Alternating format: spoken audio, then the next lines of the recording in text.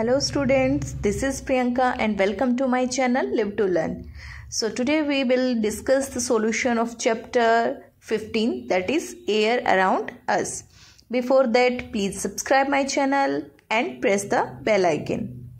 So the first question is, what is the composition of air? वायु का संयोजन क्या है? मतलब जो वायु है वो किस किस चीज़ों से मिलकर बनी है।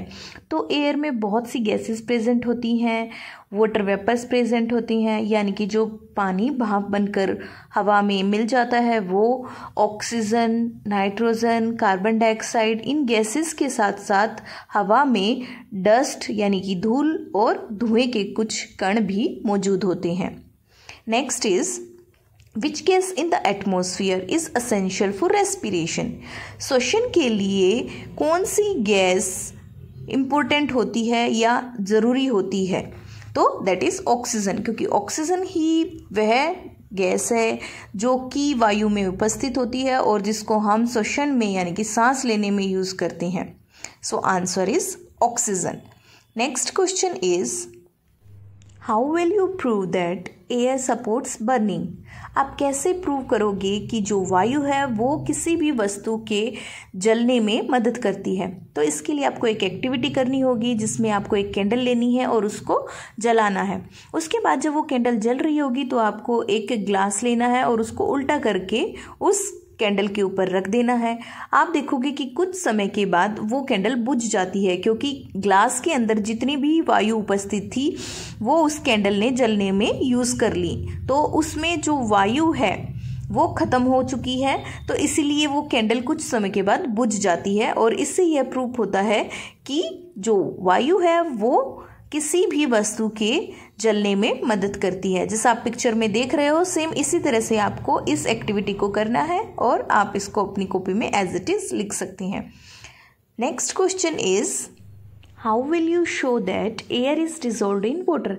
आप कैसे सिद्ध करोगे कि वायु पानी में भी घुली हुई होती है? तो इसके लिए आपको एक और एक्टिविटी करनी होगी जिसमें आपको कुछ पानी लेना है एक बीकर में या किसी भगोने में, और फिर उसको किसी भी गैस स्टोव पर गर्म करने के लिए रख देना है। आप देखोगे कि जब वो पानी गर्म होना शुरू होगा तो उसकी भगोने की सरफेस पे, उसकी तली में छोटे छोटे छोटे छोटे बुलबुले जनरेट होंगे। छोटे छोटे बुलबुले आपको दिखाई देंगे और वही बबल्स शो कर रही हैं कि जो पानी है उसके अंदर भी हवा मिली हुई होती है, और जो वो पानी बॉयल करना स्टार्ट करता है तो वो हवा उन बबल्स के फॉर्म में बाहर निकलती है। तो इस एक्टिविटी से हम आसानी से प्रूव कर सकते हैं कि पानी में भी हवा घुली हुई होती है। Next question is, why does a lump of cotton wool shrink in water? जो कपास का गुच्छा होता है वो पानी में डालने के बाद सिकुड़ क्यों जाता है? क्योंकि कपास के गुच्छे के जो फाइबर्स होते हैं, रेशे होते हैं, उनके बीच में हवा भरी हुई होती है और जैसे ही आप उसको पानी में डालते हो तो वो पानी उस हवा को रिप्लेस कर देता है और खुद उसकी जगह ले लेता है, जिसकी वजह से वो जो फाइबर्स होते हैं वो रेशे आपस में चिपक जाते हैं और वो सिकुड़ जाता है। Next is, the layer of air around the earth is known as? पृथ्वी के चारों तरफ जो हवा की एक परत होती है उसको क्या कहा जाता है? So answer is atmosphere. The layer of air around the earth is known as atmosphere. उसको हम वातावरण यानी कि एटमॉस्फेयर कहते हैं। Next, the component of air used by green plants to make their food is? उस कंपोनेंट को हम क्या कहते हैं जो हरे पौधे अपना खाना बनाने के लिए वायु में से उसको लेते हैं? So that is carbon dioxide, क्योंकि जो कार्बन डाइऑक्साइड गैस है वो पौधों को प्रकाश संश्लेषण में यानी कि खाना बनाने में आवश्यक रूप से चाहिए होती है। So answer is carbon dioxide. Next question is, list 5 activities that are possible due to the presence of air. आपको 5 ऐसी क्रियाएं लिखनी है जो कि वायु की सहायता से ही संभव होती हैं। सो ऐसी 5 क्रियाएं हैं। फर्स्ट इज फोटोसिंथेसिस यानी कि प्रकाश संश्लेषण, क्योंकि उसमें कार्बन डाइऑक्साइड चाहिए होती है जो वायु से ही मिलती है। सेकेंड इज क्लाउड फॉर्मेशन, क्योंकि क्लाउड्स फॉर्मेशन होता है वो इवेपोरेशन और कंडेंसेशन के थ्रू ही होता है, जो कि जो वाष्प होती है वो हवा के थ्रू ही ऊपर की तरफ जाती है। Third one is the respiration, क्योंकि रेस्पिरेशन में हम ऑक्सीजन लेते हैं वायु से, सो इसमें भी वायु नेसेसरी है। Fourth one is the transpiration, क्योंकि जो ट्रांसपीरेशन है उसमें भी जितनी ज़्यादा हवा चल रही होगी ट्रांसपीरेशन उतना ही बढ़ जाता है और उसमें जो वाष्प होता है वो पत्तियों में से वायु में आ जाता है।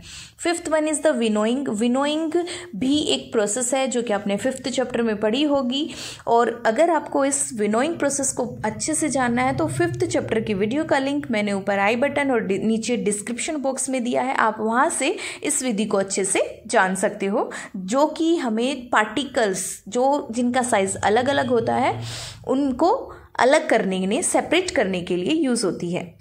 Next question is how do plants and animals help each other in the exchange of gases in the atmosphere. जो पौधे होते हैं और जो पशु होते हैं वो वातावरण से एक दूसरे को कैसे हेल्प करते हैं गैसों का आदान प्रदान करने में। सो आंसर इज, जो पौधे होते हैं वो वातावरण से प्रकाश संश्लेषण यानी कि खाना बनाने के लिए कार्बन डाइऑक्साइड लेते हैं और ऑक्सीजन छोड़ते हैं, और उस छोड़ी गई ऑक्सीजन को एनिमल्स अपना रेस्पिरेशन करने में यूज़ करते हैं और वो सांस ऑक्सीजन से लेके एक्सपेल करते हैं कार्बन डाइऑक्साइड, यानी कि कार्बन डाइऑक्साइड को बाहर निकालते हैं एनिमल्स, और जो एनिमल्स कार्बन डाइऑक्साइड को बाहर निकालते हैं वही कार्बन डाइऑक्साइड दोबारा से जो प्लांट्स होते हैं उसको अपना खाना बनाने में यूज़ करते हैं। सो इस तरह से ये साइकिल ऐसे ही चलती रहती है।